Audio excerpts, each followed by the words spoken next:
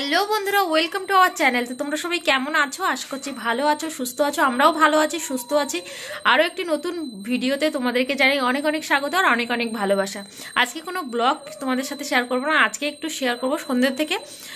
সন্ধ্যেবেলার একটা টিফিন বানাচ্ছি, তো সেটাই তোমাদের সাথে শেয়ার করব। আর এই টিফিনটা অনেক দিন থেকে দাদাভাই বলছে যে আমাকে বানিয়ে খেতে দাও। মেন যে জিনিসটা দিয়ে বানাতে হয় বিউলির ডাল, তো সেটাই ডালটা ছিল না।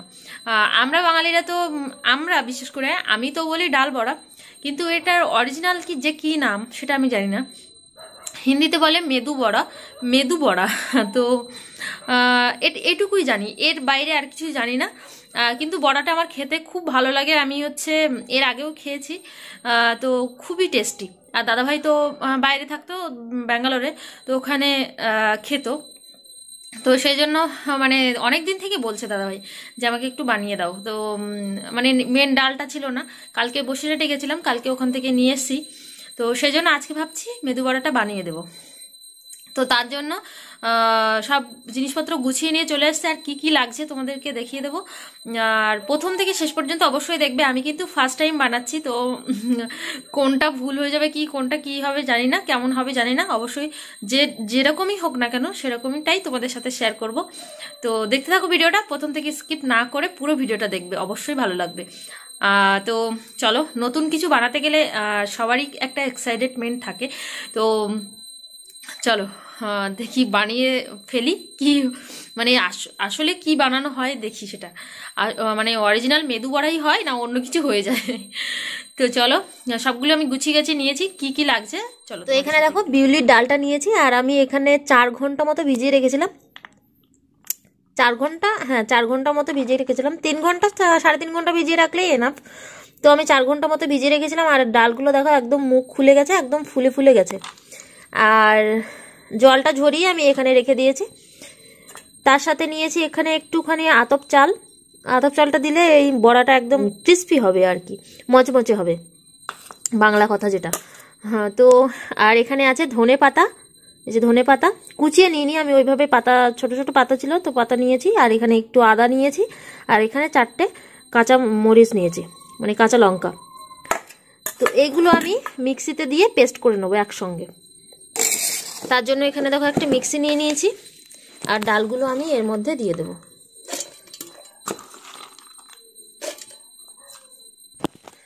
তো এই যে দেখো ডাল চাল একসঙ্গে দিয়ে দিয়েছি। আর এবারে দিয়ে দিচ্ছি আদাটা,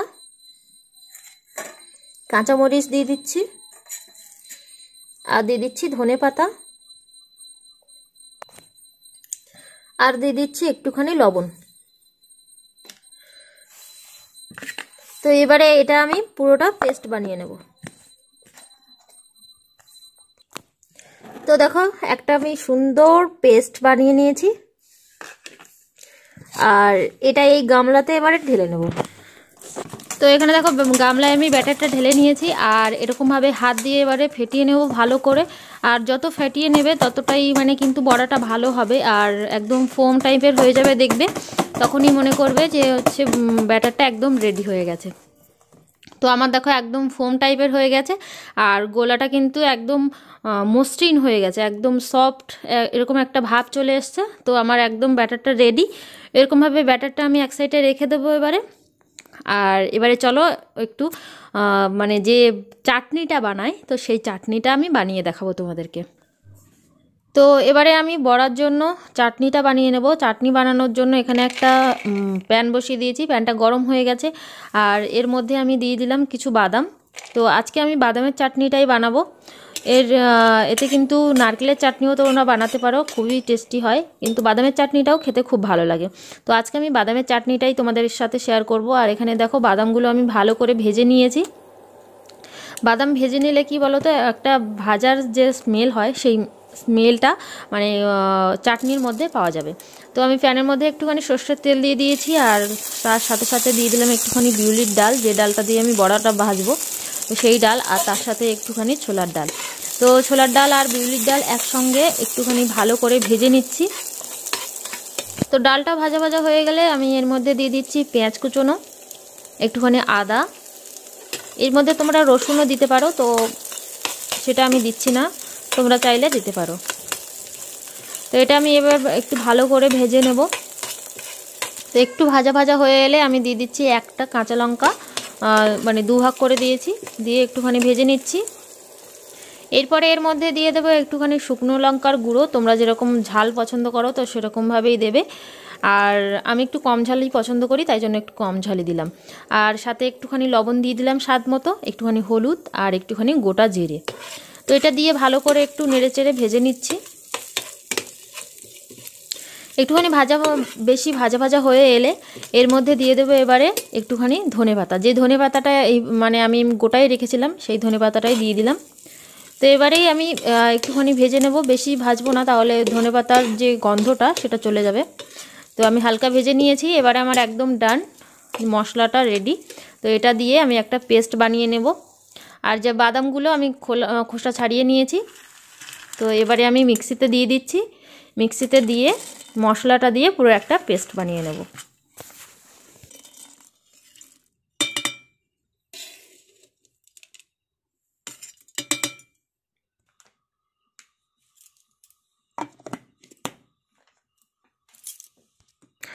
তো আমি পুরো মশলাটা দিয়ে ঘুরিয়ে নিয়েছি, আর কীরকম হয়েছে দেখো, এরকমটা হয়ে গেছে। তো এবারে এর মধ্যে জল দিয়ে আমি ভালো করে পেস্ট বানিয়ে নেব।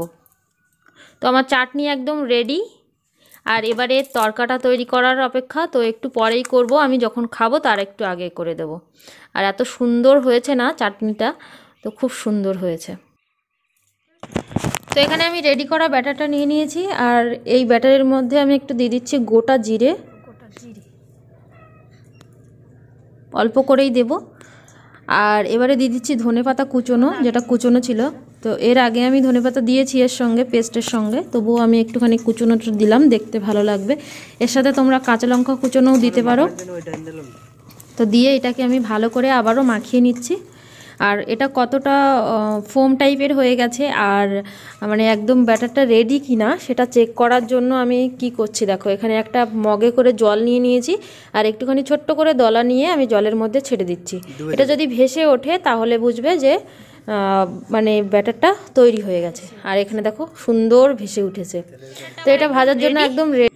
আর এখানে কড়াই বসিয়ে দিয়েছি, কড়াইতে দিয়ে দিচ্ছি সাদা তেল। তো এটা কিন্তু বেশি তেলেই ভাজতে হবে। তো এখানে দেখো ব্যাটারটা নিয়েছি আর একটা হাতা নিয়েছি। তো মানে বড়াটার শেপ এরকমভাবেই দেবো, হাতার ওপরে রেখে। আর আমি হাতটা জলে ভিজিয়ে নিয়েছি, আর হাতার ওপরেও একটু জল মাখিয়ে নিয়েছি, নিয়ে হাতার ওপরে এরকমভাবে দিয়ে গোল গোল করে চেপে এরকমভাবে গোল করে নিচ্ছি, আর মাঝখানে একটা ছিদ্র করে দেবো। তো এটাই হচ্ছে মেদু বড়া কিংবা ভন্ডা, দাদাভাই বলছে ভন্ডা, এটা আমরা ভন্ডা বলতাম, তো যাই বলো। তো সেটাই, এই বড়াটার শেপটা এরকমই। তো এরকমভাবে আস্তে আস্তে ছাড়িয়ে নিয়ে কড়াইতে দিয়ে দেবো। আর তেলটা আমার গরম হয়ে গেছে, আর এবারে ছেড়ে দিচ্ছি। হালকা তেলটা গরম করে নিয়েছি, এবারে ছেড়ে দিচ্ছি। তো এইভাবেই আমি আরও মানে সব বড়াগুলোই তৈরি করে ভেজে নেব। তো চলো, তোমাদের কেমন লাগলো রেসিপিটা অবশ্যই কমেন্ট করে জানিও। যদি ভালো লাগে অবশ্যই লাইক কমেন্ট করো, শেয়ার করো। আর আমার চ্যানেলে যদি নতুন হয়ে থাকো অবশ্যই আমার চ্যানেলটাকে সাবস্ক্রাইব করে দিও। তো দেখো বড়াগুলো কিন্তু মানে একদম ফুলে যাচ্ছে আর ভেসে উঠছে। তো সব বড়াগুলো আমি ভেজে নিই এইভাবে।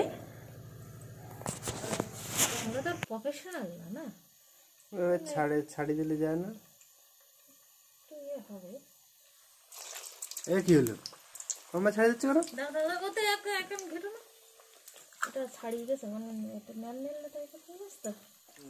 লাল হবে, লাল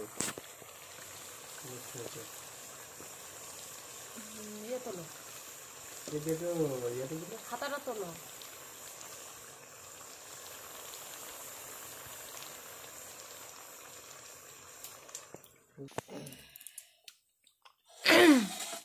এটা কি বড়া? এটাকে বলে মেদু বড়া। তো আমাদের ফাইনালি মেদু বড়া রেডি। আমরা তো ভন্ডা বলতাম। 1.5 কাপ দিয়েছিলাম, তো 1.5 কাপে এই এতগুলো মেদু বড়া হয়েছে। আর দাদাভাই অলরেডি খাওয়া দাওয়া শুরু করে দিয়েছে। এই যে পরে খাচ্ছে না, 4 বছর। চাটনিটা এখনো কিন্তু রেডি হয়নি, এখনো চাটনিতে পটাকা দিতে হবে, পটাকা। তো চলো পটাকাটা রেডি করে নিই। দেবো না দেবো না, হুম হুম। দাঁড়াও ফোকাস করেনি। তুমি হ্যাপি? ঠিক আছে, তুমি হ্যাপি হলেই হ্যাপি, কারণ তোমার জন্যই তো করা। আমি নিজের জন্য তামিলনাড়ু যেতে ইচ্ছা হয় জানো, বিরাট টেস্ট লাগে। ডাল না, ডাল খেলে বলে ভালো।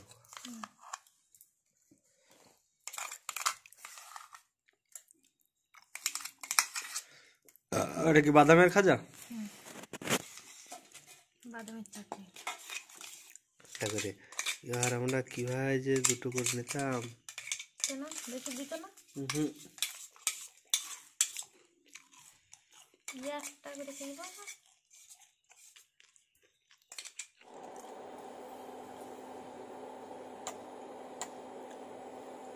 অন করে ঠিক আছে, দু রকম ডাল,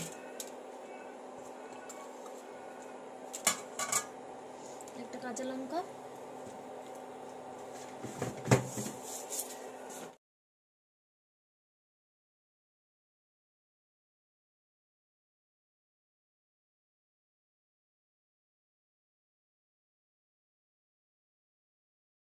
লঙ্কা দেওয়া কমপ্লিট।